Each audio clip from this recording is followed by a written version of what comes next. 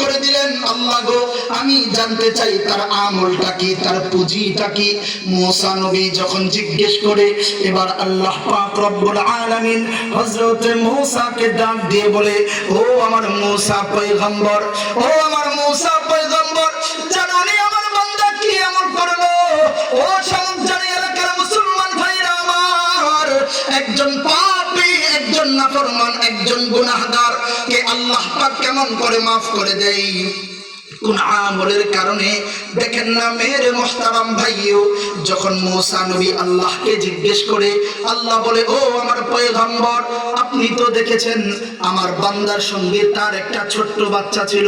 মূসা পয়গম্বর বলে, হ্যাঁ আল্লাহ আমি দেখেছি। এবার আল্লাহ মূসা নবীকে ডাক দিয়ে বলে, ও আমার মূসা পয়গম্বর, আমার বান্দা যখন তার সন্তানকে নিয়ে জঙ্গলে ঢুকলো কাঠ কাটার জন্য, যখন তাকে কুল থেকে